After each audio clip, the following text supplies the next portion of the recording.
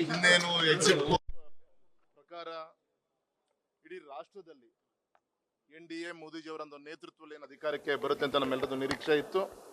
ಆ ನಿರೀಕ್ಷೆ ನಿಜ ಆಗ್ತಾ ಇದೆ. ಈಗ ಆಲ್ರೆಡಿ ಕೌಂಟಿಂಗ್ ಈಗಾಗಲೇ ಶುರುವಾಗಿದೆ. ಸುಮಾರು ಒಂದು 12 ಗಂಟೆ ಅಷ್ಟು ಒಂದು ಕ್ಲಾರಿಟಿ, ಒಂದು ಕ್ಲಿಯರ್ ಪಿಕ್ಚರ್ ಸಿಗುತ್ತೆ. ಇದು ಒಂದು. ಮತ್ತು ಶಿವಮೊಗ್ಗ ಕ್ಷೇತ್ರನೂ ಕೂಡ ಒಂದು ಒಳ್ಳೆ ರೀತಿಯಂತ ಒಂದು ಈಗಾಗಲೇ ಅಧಿಕೃತವಾಗಿ 3ನೇ ರೌಂಡ್ ಅನೌನ್ಸ್ಮೆಂಟ್ ಆಗಿದೆ. ಈಗಲೇ 5, 6, 7ನೇ ರೌಂಡಲ್ಲಿ ಈಗಾಗಲೇ ಕೌಂಟಿಂಗ್ ನಡೀತಾ ಇದೆ. ನಮ್ಮ ನಿರೀಕ್ಷೆ ತಕ್ಕಂತೆ ಲೀಡಲ್ಲಿ ಇವತ್ತು ಆಗ್ತಾ ಇದೆ. ವಿಶ್ವಾಸ ಇದೆ ಒಂದು ಒಳ್ಳೆ ಅಂತರದಿಂದ ಸಂಪೂರ್ಣವಾಗಿ ಕೌಂಟಿಂಗ್ ಆದ್ಮೇಲೆ ನಮ್ಮ ನಿರೀಕ್ಷೆ ತಕ್ಕಂತರದಲ್ಲಿ ನಮ್ಮ ಕ್ಷೇತ್ರದ ಜನ ಆಶೀರ್ವಾದನ ಮಾಡ್ತಾರೆ. ಸಮೀಕ್ಷೆಗಳು ನಿಜ ಆಗ್ತಾ ಇದೆ ಮತ್ತು ಸಮೀಕ್ಷೆ ಮೀರಿ ಫಲಿತಾಂಶದ ಒಂದು ದಿಕ್ಕಲ್ಲಿ ಇವತ್ತು ಹೋಗ್ತಾ ಇದೆ.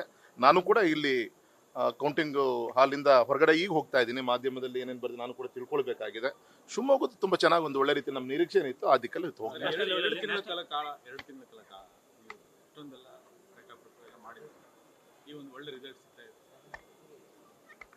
ಸಹಜ, ಚುನಾವಣೆ ಮುಗಿಯೋರು ಕೂಡ ಸವಾಲು ಇದ್ದೇ ಇರುತ್ತೆ. ಆ ದಿನದಲ್ಲಿ ನಡೆಯುವಂಥ ಘಟನೆಗಳು, ರಾಷ್ಟ್ರದಲ್ಲಿ, ರಾಜ್ಯದಲ್ಲಿ, ಕ್ಷೇತ್ರದಲ್ಲಿ ಆಗುವಂಥ ಚರ್ಚೆಗಳು, ಅವೆಲ್ಲದೂ ಕೂಡ ಚುನಾವಣೆ ಮೇಲೆ ಪರಿಣಾಮ ಬೀರುವಂಥದ್ದು ಸಹಜ.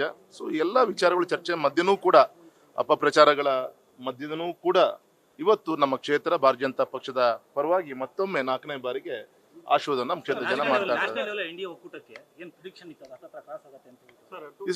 It's too early. ನಾನು ಕೂಡ ಈ ಕೌಂಟಿಂಗ್ ಹಾಲಿಂದ ಹೊರಗಡೆ ಹೋಗ್ತಾ ಇದ್ದೀನಿ. ನಾನು ಕೂಡ ಮಾಧ್ಯಮದ ಮುಂದೆ, ಟಿವಿ ಮುಂದೆ ನೋಡಿಕೊಂಡು ನಮ್ಮ ಪಕ್ಷದ ಕಚೇರಿ ಹೋಗಿ ಚರ್ಚೆ ಮಾಡಿ ಆಮೇಲೆ ನನಗೆ ಪ್ರತಿಕ್ರಿಯೆನ ಕೊಡ್ತೀನಿ.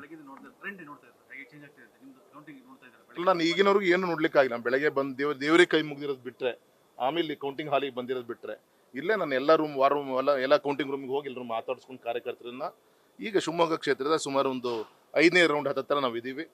ಒಂದು ಒಳ್ಳೆ ನಮ್ಮ ನಿರೀಕ್ಷೆ ಏನಿತ್ತು ಆ ಅಂತರಕ್ಕೆ ಬರ್ತಾ ಇದ್ದಿಂದ ನಮ್ಮ ಜಿಲ್ಲಾಧ್ಯಕ್ಷರು ಈಗ ತಾನೇ ಹೇಳಿದ್ದಾರೆ 30-34 ಸಾವಿರ ಲೀಡ್ ಇದೆ.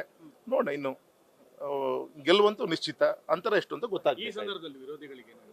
ಇಷ್ಟು ಅವರಲ್ಲಿ ಆಮೇಲೆ ಮಾತಾಡ್ತೀನಿ, ವೇದಿಕೆಲ್ಲ ಮಾತಾಡ್ತೀನಿ.